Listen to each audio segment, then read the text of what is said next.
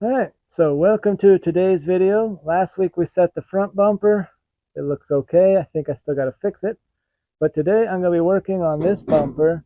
It has this metal guard down here. As much as I like it, I'm cutting it off today. I got to expose the frame so I can get up there and put some brackets on to then hold the massive bumper that will go the full length of this and have a step at about this height instead of nothing. And so I'm going to try to beef this whole thing up and build a very, very strong bumper so that when they back into something or get rear-ended or decide to have a tailgate party, well, a bumper party, then it'll work out as a good thing.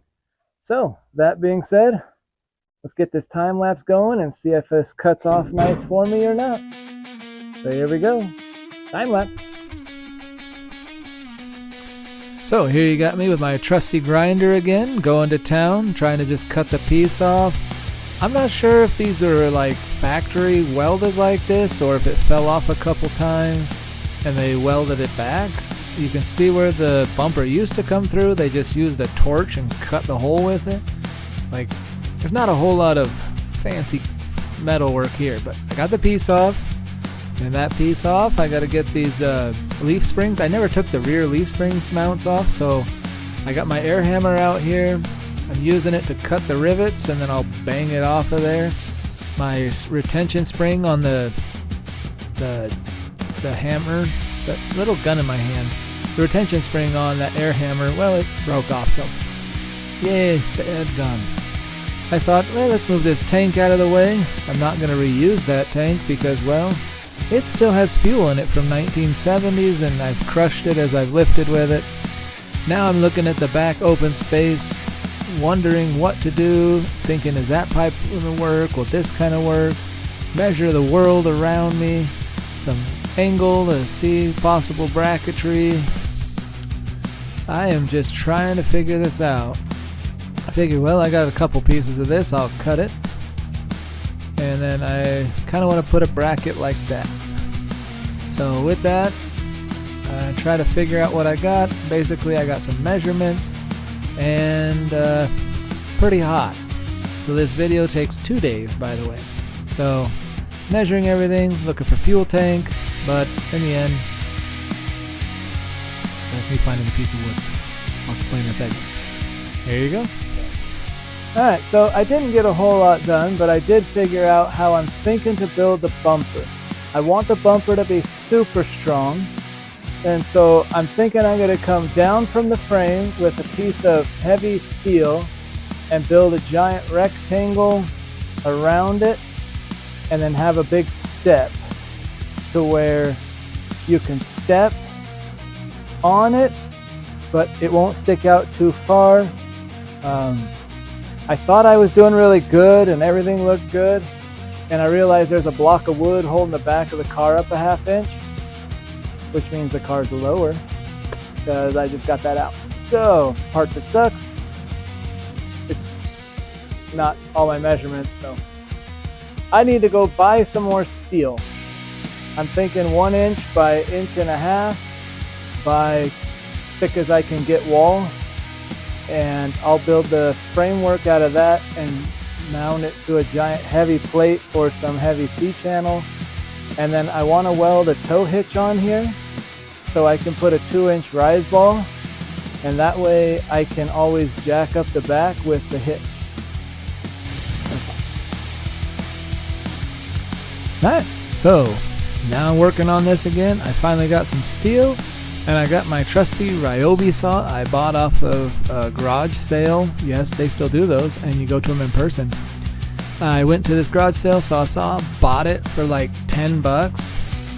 I have used the crap out of that thing, and it's kind of a piece of crap all at the same time. No knock on Ryobi, but hey, it still cuts, right? I think I put like several blades through that thing.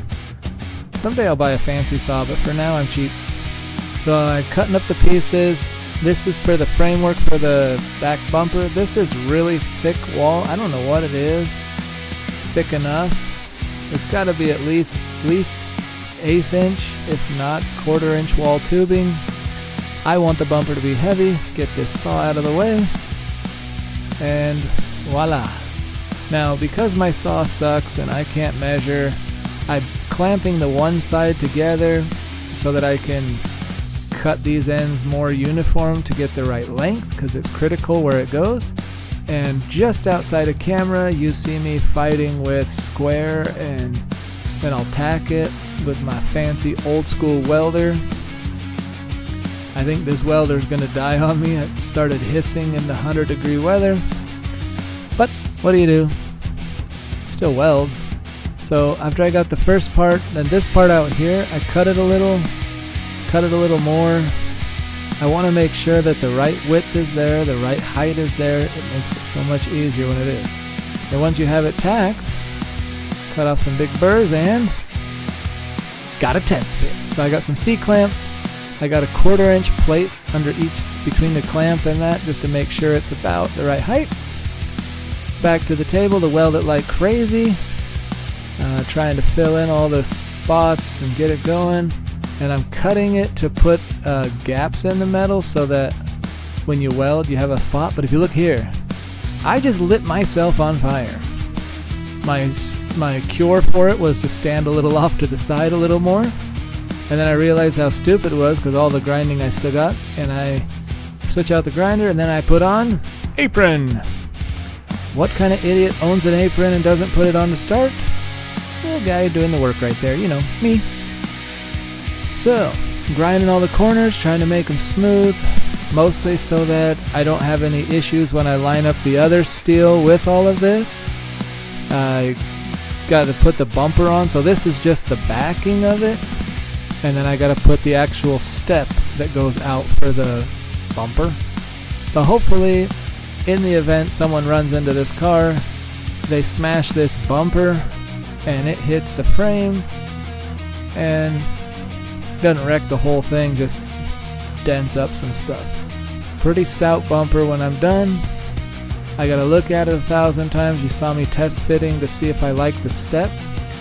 And then because it's 1.5 inch and 2 inch, 1.5 inch square tube versus a 2x3 I think it is, I have to space it up. So I spaced up the back, centered up everything, and I welded it in place. You can see I left the 1/4 inch spacing.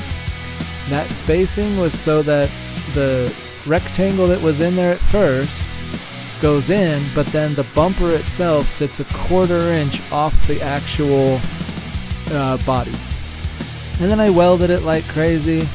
Got really hot. Camera didn't work very much longer, but you at least get to see proof that I can weld. Well, I'm really good at grinding after I weld. See?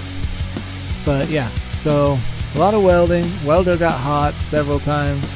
It's hot outside. There you go.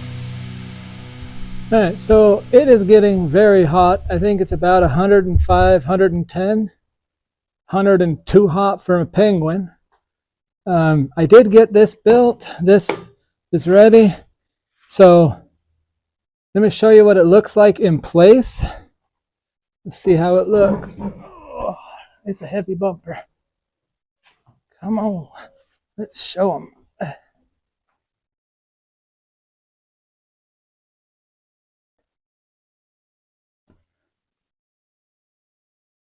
All right, so I got these little skates that should hold it while I place it.